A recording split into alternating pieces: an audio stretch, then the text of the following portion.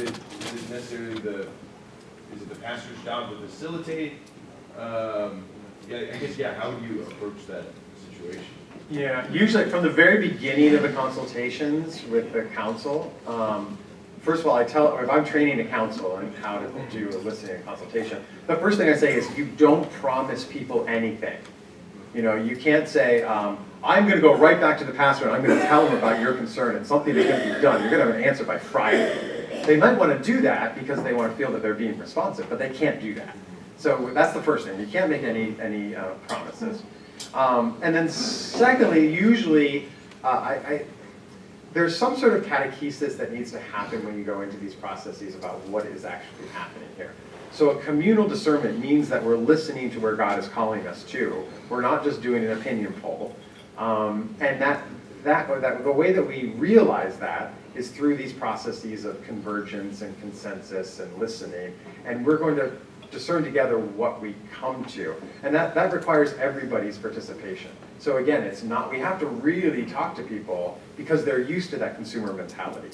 So we really have to shift them. And I think there is a catechesis that's necessary to say how this is not, very clearly, how this is not like McDonald's. And that the process that we're going through is coming to some unified answer. I think that's the best way that I've seen that has happened. But I think it needs to be brought up front. I would say deal with that up front and talk to people about what this exercise is that we're going through and why we're going through it and what it's about and the nature of it, so that you don't run into that problem afterwards. And if you do run into that problem, you can refer people back to that. Remember when I said that? That's why we're not going to do this. But it also does create a nice situation at the end when you finally do discern and it really is a consensus of people. You can say, we talked through all these issues and we're going to be working on these 3 areas, for a while. And that, as I said earlier about deciding, we're deciding not to do these options right now, because we only have so much energy and focus. So that's my sense. A lot of people. Let me go over here and then I'll come back. Yes, Father? 2 questions. First, this information you generate is very healthy. How can we, I'm sure many of us maybe get 10% out of what you're presenting. How can we further deepen our understanding of this good stuff and grow into it? Just like Vatican II is not overnight. Yeah. We grow into it. Yeah. Right now, the information is limited and you're very gifted in that. That's one. The second question, how can the diocese support in this matter? I have a privilege because Bishop John, asked me to be part of this synodal process. It's wonderful. I open eye, a lot of good stuff. And the second thing for me to work into the parish is tough. So right now, I make a decision already, I formulate a team already, and then I'm about to hire a person who does nothing except synodal. Wow. To study deeper into this thing. Yeah. Because by myself, it's impossible. Yeah. To draw the whole parish together, have the conversation. No way. I'm being realistic. Yeah. I'm sure my brother here feels the same way. For me, I love it. It's good stuff. Yeah. But what is your recommendation for us? How can we further this process? Yes, I have a few things. I would say, what is the one step you want to take? I think I'd ask you to think about that. What is the one step that you can take? So there's different ways to go about this. The creme de la creme might be like a full parish assembly where you call everyone together for this large consultation process. But that might not be what's right for your parish. We were talking about a parish with 40 people. That might not be right. And it might be a whole lot to undertake at first. So we were talking, for instance, earlier about one-to-one conversations. So maybe you have a team of people and you train them in how to have these individual conversations. And each person says, okay, I could go have conversation with 3 different people over the next 4 weeks. I could do that. Have a 1-hour conversation with 3 people. And then if you have 5 people, they come back and now you've heard from 15 people, because each one talked to 3 people. And now we're going to just figure out what do we learn from that process. So you're starting it, you're doing one loop. And maybe that'll reach out and you go, oh, of those 15 people that you talked to, how many of them do you think would be interested in learning how to do these conversations with other people? And you say, okay, well maybe 6 of those people, we can get them in and we'll give them a little training on how to do these conversations and we'll send them out. So now they're going out and they're talking to 20 people. So you can basically start small and keep that conversation going. And so I think there's different processes that exist that will work for you in your context. The other thing that I would say is, from a diocesan point of view, there was a time when dioceses had some large budgets and they could hire entire pastoral planning offices. So you'd have an office in the diocese that was dedicated to pastoral planning, working with the bishop on a diocesan level, with diocesan pastoral councils, and then also serving to help facilitate and form parish councils within the parishes. Not many of those offices exist anymore. But one thing that we did in Brooklyn, I was part of one of those offices, but one thing that we did is we trained a lot of pastors and councils together in some of these processes, and then they would be in touch with each other. And so I think that you all are your own greatest assets and resources.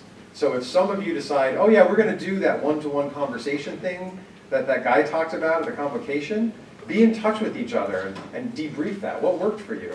And find out, well, what happened? We did a spreadsheet. Like we created this Excel spreadsheet. And so everybody came in and they recorded their notes. And then we shared the spreadsheet with everybody so they could all read it before the meeting. And then we came in and everybody was already briefed. And then we talked about what common themes we found. And that was really helpful. So a parish could say, and I can share that spreadsheet with you. So sharing resources and sharing ideas and figuring out what works and what didn't work, we can learn through this process. So don't feel isolated as a pastor. Feel that you have 50 other pastors here that are all sort of working together and figuring it out. That would be my thought. Yeah. Yes, sir. How do we work with kind of the discernment between numbers and a movement of the Spirit, right? Because obviously, like in confession, you'll see themes of sin in your parish. Probably are not movements of the Spirit, right? And just because there's kind of a voting majority on something, right? I think there still has to be a discernment with that. So, like, how do we find balance with that, right? To see, like, kind of test every spirit and see kind of what is really what God is asking of us and what is just kind of a common. Yes, I'll say a few things about that. One is, I will dare you to read the Bible from cover to cover, and you will never find any situations in that book where the majority is what God's voice is. There was never like, let's take an election and see who has 51%, and that's what God wants. It's not there. It's just not there. It doesn't exist. So I don't think it's about numbers, and I don't think it's about popular elections and poll taking in that way. Because God is usually like the little whisper in the wind, the one that you really don't want to listen to, like the person that's on the outside of your community. So I think, and I said this maybe yesterday, that as the pastor, who probably you have a good deal of theological training, you discern how God works in people's lives in the past, within the church. And you bring that to this work. So that's why I say you're kind of a model discerner that's helping others, like on your council, say like, okay, we need to look for these patterns. Who are the voiceless here who've not been heard? And their voice kind of has a greater priority because they've been the voiceless ones. They're the marginalized ones. And we recognize that within the gospel, the marginalized people are really God's people. So let's listen to them a little bit more attentively. So I think it's how you craft that conversation in terms of your own theological understanding and how you understand God working within the world. And that can help you, I think, build that, sort of learn to listen more deeply for that consensus, of like, where do we seem to be moving to? So like you said, test every spirit, but that test, you know what that test is. And you can teach other people how to do that kind of testing as well. Is that helpful? Yeah, it's not a full answer, but it's a start. Yeah. Yes, Father. Going back to when you were talking about co-responsibility, when you were talking about the guys who took charge of lawn care for the parish, this is slightly cynical, but I'm not going to state it. from some of my own experiences, what I thought was, oh, now those volunteer landscapers are, when Father's away for the day, gonna totally change everything in ways that mess things up. And so, and I know that it doesn't have to go that way, like by no means always does, but I got to thinking about how the co-responsibility really does have to be co and not just separate responsibilities. I was in a circumstance, for example, when I was pastor, basically being asked to sign a very large check to pay a contractor for work that I hadn't approved yet and the chancery hadn't seen yet. Right. And like, that could have been a disaster. It wasn't, thankfully, but that could have been a disaster. So, say a little bit about the a little more about the co-part versus separate responsibilities. You make an important distinction. I think it's important to understand what matters and what doesn't really matter. You know, so the situation that you just described matters. You know, like there's liabilities to that. There's fiduciary responsibility to that. Those things matter. You know, you need to be informed of decisions that are being made, especially for the finances of the parish or people spending the money of the parish, whatever. That matters. But I would also say that if you give people responsibility for the lawn care and you hate fruit trees and they decide to plant fruit trees because they love fruit trees, does that really matter? You know, like, can't you just live with the apples because they love the apples and that's giving them a sense of ownership? You know, I'd say it's very important to identify, and this is, I did this earlier, I talked about the people's agendas. And I talked to the council members especially and say, you need to recognize what is your agenda. You got on council to do something, you know, what you want to get accomplished. Name that. It's okay, we all have those. But name what your agenda is, and then can you put that agenda aside? Are you able to put that agenda aside and be open to listen to the whole parish here? And I would probably say that, if I could be so bold, to a pastor as well. Recognize, what is my agenda? You know, and what do I really want to see here? And can I recognize that that's my agenda? And does it matter or not? You know, figure out whether that matters or whether it's just a matter of preference. And can you put that aside to sort of be open to what might be emerging within the community? Because something that I've had to learn in my life is, and I'm still learning it, but is that just because I want it this way doesn't mean that that's what God's will is. And I've spent a lot of my life trying to convince God that what I want is what God wants. So I really had to say, like, why don't I put aside my agenda here and just be in relationship with you, Lord, and let you be in charge a little bit. And that's a big learning for me. So I hope that helps. Yes, Father. A couple of years ago, Bishop McElroy criticized, I assume he was criticizing the church. He said we've done a poor job of teaching people how to discern or be critical thinkers. What, if any, role does that play in what we're talking about here? I don't disagree with him. I mean, I think it is a large generalization. I mean, granted, no offense to Bishop McElroy, Cardinal McElroy. But I do think in some ways that, I'm going to go way back to that slide that I had about the ecclesia descends and the ecclesia docens. That because we've had this really sharp and strong definitive relationship between the teachers of the church and the learners of the church, that the learners have become pretty passive to say, tell me what I'm supposed to think here. You know, and that we haven't really taught critical reflection tools. We've given people answers more than we've helped them with the questions, you know. Because at some point, people go off in the world and they're not going to have you next to them to say, Father, how should I think about this? You know, so I think we need to teach people critical reflection tools, which are not just the end answers. We need to teach them how to think about the questions, which requires critical thinking. And I think McElroy has a point in that we've been so good at just giving the answers that we haven't taught people how to think through the questions. Yes? A lot of the Diocese of Lexington has very small parishes. You mentioned it with the 40 example of 40 Yeah. people.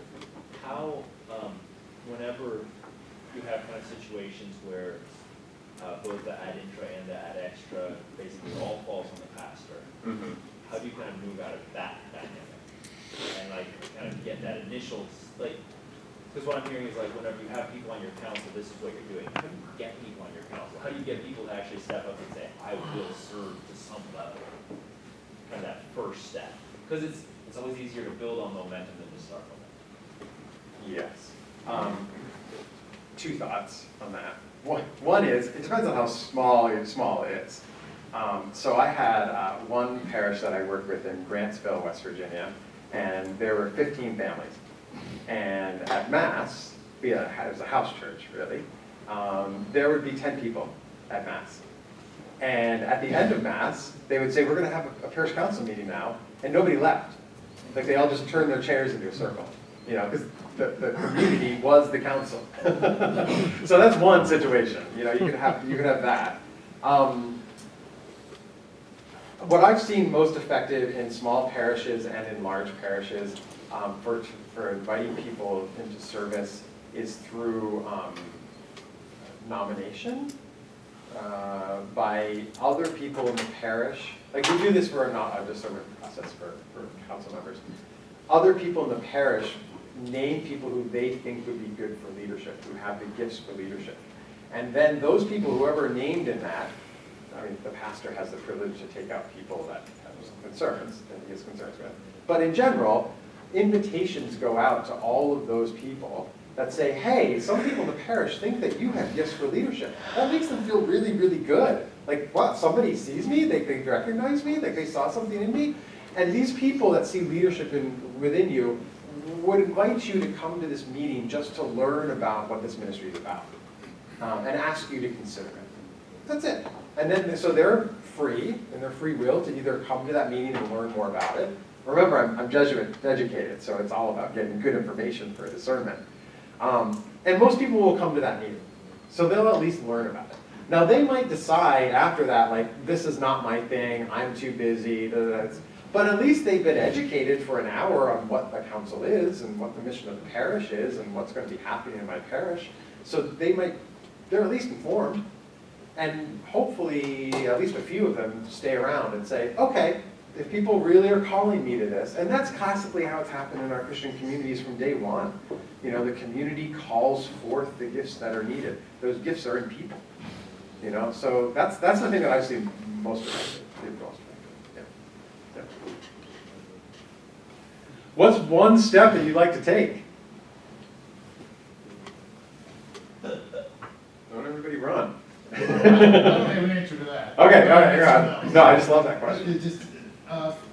So, what I would say, or would think of going like, okay, you're looking around, you're casting around for leadership, you're primarily going to focus on the people that are coming to church on Sunday, which is 20% of the Catholics in your parish, and all, and it would seem to me that it gets more and more challenging as you go from that group of who's coming to Mass to the folks who are, baptized and not coming to Mass, who are Catholic, who has some really good stuff to offer at times. Yeah. And then going out to all the baptized in the, say, parish boundaries, which in many parishes mean nothing, And then going out, even at times, you're reading some little stuff from people of goodwill who are there. How do you, to me, it seems that you're,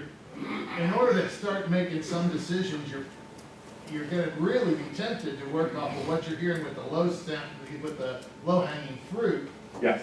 That, and once you start there, doesn't it make, in some ways, at least you got something going, and the other ways it makes it more hard to include more people because we already got this thing going or something, I don't know.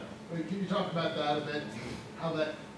Yes, I would, my initial thought is to go back to Francis, who talked about I still think about this a lot. He says we need to make the margins the center. You know, the margins become the center. It's a very interesting concept. You know, I think that means you got to start with that 20%. You know, that's who's in front of you. You know, you got to start with called low-hanging fruit, but that's your loyal soldiers. You know, your 20%. But if the 20% feel that they're in like we're going to have a country club process here. You know, that we're going to have a conversation among ourselves about what we want to do for ourselves. Then you suddenly just become insular, and you're just going to be doing things for yourself. But if you mobilize those 20% together, or 10% of the 20%, whatever, and you say, we're going to go through this process, but the center of this process are the people that aren't here yet. And so we're going to go out and listen to them first. So yes, we're going to get to you. We do want to find out what you want, but the priority here is to find out what everybody that's not here, that are still registered Catholics or in the parish, we want to find out about them first. You know, what do they think about their faith? You know, what stops them from coming to church? Like, what do they care about? What are they doing in their lives? Like, we're genuinely curious about that. We're not going out there to make them feel bad for not going to church. We're genuinely curious about what's going on in their lives. So why don't we prepare ourselves to go out and just have a conversation with those folks? And then we're going to come back and find out what we've learned. And see and that's, I think, how you start to make the margin the center. And now that low-hanging fruit, those 20%, now they're focused not on themselves and their own interests and what we want to do for ourselves. They're suddenly focused on those people that aren't there that they want to invite in. And they're creating now an inviting space. They're getting ready to invite them in now. I think that's your start. That's a great question. Thank you. Thanks for asking it. Yes, Bob, I think you might be the last one. Yeah, I want to bring this piece in, you know, since the bishop is here, Father DeWick is here. We have we are initiating this process already right now we're about, 130 some leadership have been trained with the synodal process. We're about to reconvene again. I think as a pastor priest, you know, you all went to some of that meeting before. It looked very confusing, but yet it was something. I didn't want to initiate again. I want to highlight the fact that we ought to come back to that conversation again. From the leadership, we're about to launch another chance for further conversation in this process. So I want to highlight that. Maybe that piece you did not know, but it's a lot of good things happen right now, but it's still on a lower scale. But we hope this convocation is supposed to ignite with my brother priest to be jump-started with all this process together, as we learn more about this new paradigm shift in our church process. So. Wonderful. Yeah, and I met with the synodal team before coming, and Father Bob and I have been in conversation since this whole thing began, a while back, and I know you're in very good hands with him here as well. And I certainly want to offer, my resources, and I want to be a part of this conversation too. I'm really excited for what lies in store for you. I would say that we're all learning together, and we just gotta put out, just try it and see where it goes. And I said, and I don't want this to be my last word, but I do say this to council sometimes when they select those people that are going to go off and do the one thing that they've been charged to do, like that movie night kind of thing. Sometimes, I don't want this to be my last word, but I think it's an important point. Sometimes you need to let things fall apart. You need to like let it happen, and then they're going to learn from that process. So if you go out and try and make the best valiant effort, whether it succeeds or whether it fails, you're going to learn a lot about this process. And just because it doesn't work the first time doesn't mean it's not successful. As long as you're learning from what's happening, and then you make adjustments and you figure out how we go out and do it again. And that's just what the church always has to do. Maybe this is a good way to end. It's what the church always has to do. We have to make our best attempts, use the gifts and the knowledge that we have, and just go out and give it a shot. And as long as we can step back and reflect on that critically and say, what did we learn? Because we're going to be asked to do this again. And every time we go back to the gospel and we read it again, Jesus is going to say, go back and start over, And I think that every time that we go back to start over again, we've learned something each time, whether we've succeeded or failed. So that's my last word, I guess. Good work. All right, great. Thank you all so very much. I really appreciate it.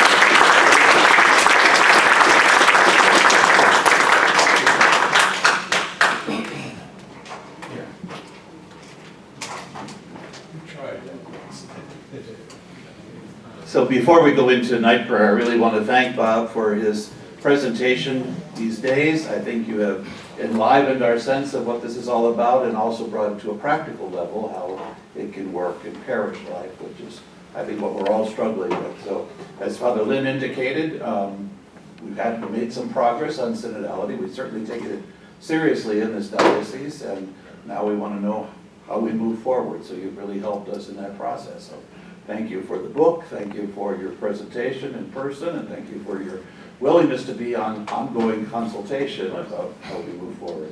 We've enjoyed this time with you. Yeah, thank you. Thank you.